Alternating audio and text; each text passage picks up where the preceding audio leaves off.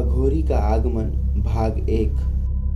पुराने फ्लैट के लकड़ी का दरवाज़ा खुला। लेदर के जूतों को दबा दबा कर एक लड़की उस घर से बेहद आहिस्ता आहिस्ता बाहर निकल गई और फिर उसी की आवाज़ के साथ उसने दरवाज़ा वापस बंद कर दिया। रात के 12:30 बजे का समय था। अहमदाबाद शहर के इस छोटे से कॉलोनी के हर घर की लाइट बंद हो चुकी थी। लोग अपने अपने घरों में दुबदुबा कर सो रहे थे। अक्टूबर महीने के आखिरी दिन चल रहे थे और हल्की हल्की ठंड दस्तक दे रही थी। रह रहकर बारिश भी अपना मुंह दिखा ही जाती थी। लोग कहते हैं अक्टूबर की बारिश ठंड बढ़ाने के लिए ही आती है। खैर, रात के अंधेरे में दबे पांव घर से निकलने वाली इस लड़की का नाम था अर्पिता। मौसम ठंडा होने के बावजूद वो बार बार अपने रुमाल से अपने चेहरे पर फैले पसीने को पोंछती।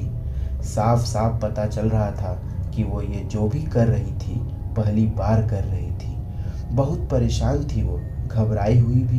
घबराहट में शायद ही उसे यह तक होश न था कि जहाँ वो पैरों को बिल्कुल आहिस्ते आहिस्ते ज़मीन पर रख रही थी, वहीं अपने साथ चक्के की सुविधा वाले लगेज बैग को पूरी तरह आवाज़ करते हुए घसीट रही थी। उसे जरा भी आभास नहीं था कि पक्के रास्ते में ट्रॉली बैग के चक्के की आवाज़ इतनी ज़ोर से गूंज रही थी कि आस पड़ोस के घर के लोगों की भी नींद तोड़ दे। खैर, उसकी किस्मत अच्छी थी कि उसके साथ ऐसा कुछ भी नहीं हुआ। कम से कम 700-800 मीटर पैदल चलने के बाद वो अब उस कॉलोनी से निकलकर एक बड़े से गोल चक्कर के पास आ गई थी।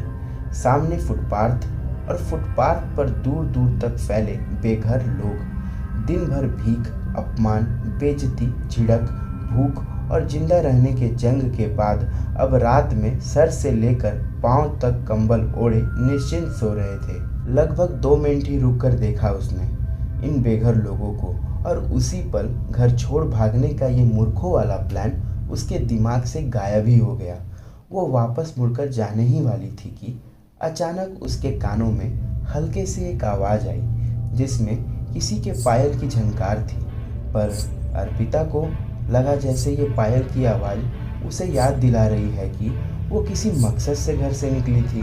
उसने अपने हाथ में पकड़े उस एंड्रॉयड मोबाइल के लॉक को खोला और फिर जल्दी से एक ओला कैब बुक की। हालांकि वो ये काम पिछले कुछ मिनटों से ही कर रही थी, पर रात ज़्यादा होने की वजह से ओला सर्विस बहुत पुअर हो गई थी। खैर, कुछ मिनटों बाद रात के सन्नाटे को तोड़ते हुए उस सुनसान से चौराहे पे एक खटारी सी गाड़ी भयंकर आवाज़ करते हुए आकर रुकी और महज 19 वर्ष की अर्पिता अपने चेहरे पर जबरदस्ती कॉन्फिडेंस लेवल को बढ़ाने की नाकाम कोशिश करते हुए कार के अंदर जाकर बैठ गई। उसका जिस्म कांप रहा था। अपने घर में कल सुबह क्या होगा ये सोचकर उसकी आंखें बार बार नम हो रही थी।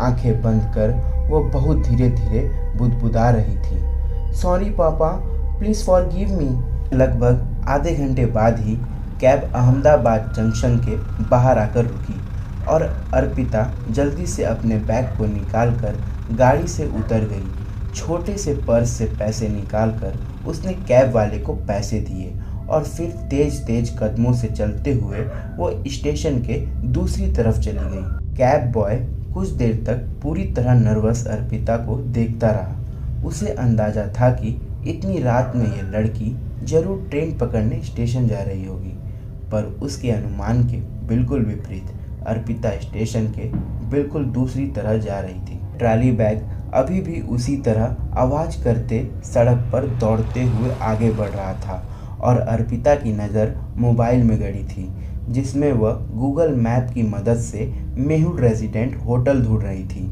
आज सुबह ही ओयो ऐप की मदद से उसने ऑनलाइन ही इस होटल में 24 घंटे की बुकिंग की थी। गूगल के बताए रास्ते पर चलते चलते वह कब स्टेशन इलाके को छोड़ कब बस स्टैंड इलाके को छोड़ आगे बढ़ गई, उसे खुद भी अंदाज़ा नहीं था। अब तक करीब रात के 1:30 बज रहे थे। वो अभी भी मोबाइल की स्क्रीन पर ही सर घुसाई चली जा रही थी कि अचानक से उसके पैर तब लड़खड़ाए जब उस गली में सो रहे आवारे कुत्ते अचानक से उसे देखकर भौंकने लगे और फिर जल्द ही उनकी भौंक रुंद में बदल गई। अर्पिता डर रही थी, क्योंकि सड़क के खंभों की लाइट जब कुत्तों की आंखों में पड़ती तो कुत्तों का एक अलग ही भयानक रूप नजर आता।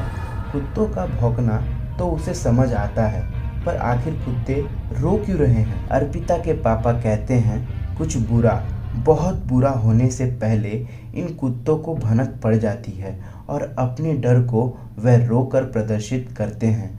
तो क्या अर्पिता के साथ भी कुछ बुरा, बहुत बुरा होने की शुरुआत शुरू हो चुकी थी? अभी भी वो इन्हीं ख्यालों में गुम थी कि उसी गली के थोड़े से आगे में खड़े एक रिक्शे में से एक अधेड़ उम्र का आदमी लड़खड़ाता हुआ बाहर निकला और कुत्तों को उसने डांट कर चुप करवाया। चुप चुप, हट, हुर हुर। फिर उसकी नज़र अर्पिता पर टिकी। वो अर्पिता को एकटक घूरता रहा और इसी के साथ अर्पिता की धड़कनें भी धक धक करती रही। अर्पिता अपनी जगह पर स्थिर थी और लगातार उसी आदमी को देख रही थी। जरा सा भी वो हरकत बदलता, अर्पिता उल्टे रास्ते दौड़ पड़ती। पर अर्पिता के सोच के विपरीत वो आदमी जिस रिक्शे से उतरा था वापस उसी तरह लड़खड़ाते हुए रिक्शे में जा घुसा। पर अर्पिता ने अपने हाथ को सीने में दबाकर एक राहत की लंबी सांस ली। बहुत मुश्किल से ही सही, पर अर्पिता को आखिरकार मेहुल रेजिडेंट मिल ही गया। पर मुसीबतों की तो अभी बस हल्की सी शुरुआत ही हुई थी। लगभग 15 मिनट तक वह उस गेट हाउस के दरवाजे के बाहर खड़ी डोर बेल बजाती रही। कभी ऐप से मिले नंबर पर कॉल करती रही, पर कोई दरवाज़ा खोलने नहीं आया। अब शायद उसका धैर्य जवाब देने ही वाला था। वो अब फूट फूट कर रोना शुरू करने ही वाली थी कि तभी उसे दरवाजे के उस तरफ किसी के होने का आभास हुआ। तो उसने ज़ोर ज़ोर से दरवाज़ा पीटना शुरू कर दिया और थोड़ी ही देर में दरवाज़ा खुल गया। सामने ही एक 30-32 साल का आदमी था, जिसे देखकर ही मालूम चल रहा था कि वो अभी अभी गहरी नींद से जाग कर आया है। उसकी उनींदी आंखों में गुस्से के भाव अर्पिता को साफ साफ दिख रहे थे। फिर भी बड़ी हिम्मत कर अर्पिता ने कहा, मेरी बुकिंग है यहाँ, क्या आप मुझे मेरे कमरे तक पहुँचा देंगे? आखिर के ये शब्द अर्पिता ने अपने नाक को रुमाल से ढकते हुए लड़खड़ाते होठों से कहा था। अर्पिता को नाक ढकते हुए देखकर सामने वाले उस आदमी को महसूस हुआ कि उसके मुंह से रात को निगली हुई बासी शराब की एक भयंकर बदबू आ रही है। उसने खुद को उससे कुछ कदम दूर किया और अपने पीछे उसे रिसेप्शन काउंटर तक आने को कहा। अर्पिता भी बैग लेकर उसके पीछे पीछे चली गई। कुछ देर तक रिसेप्शन काउंटर में signature, ID proof, entry time वगैरह नोट करने के बाद उस आदमी ने अर्पिता को अपने पीछे आने को कहा। चलो मेरे पीछे आओ। फिर वो सीढ़ियाँ चढ़ने लगा और अर्पिता उसके पीछे पीछे डरी डरी सहमी सहमी लगभग दूसरे फ्लोर तक सीढ़ियाँ चढ़ने के बाद अब ऐसे जगह से चल रहा था जिसके दोनों तरफ कमरे थे और सामने दूर तक सकरा रास्ता था जो बिल्कुल खाली और अंधेरे में डूबा हुआ था। उस आदमी के हाथ में टॉर्च तो था, पर उस टॉर्च से उतनी ही रोशनी निकल रही थी जितने में बस उसे ही रास्ता दिखाई देता। बेचारी अर्पिता किसी तरह अंधेरे में रास्ता टटोल आगे बढ़ रही थी।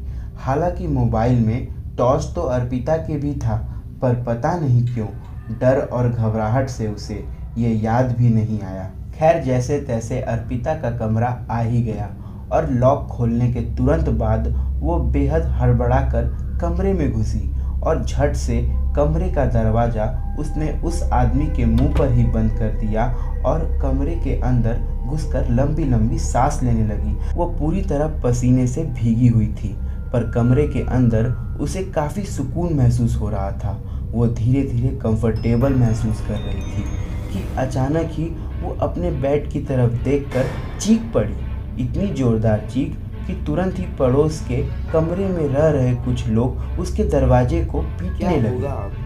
क्या था उसके बेड पे? वो लड़की जो इतनी रात को निकली थी, उसके पीछे वजह क्या थी? इन सभी बातों को जानने के लिए हमारे साथ जुड़े रहिएगा अघोरी के आगमन में।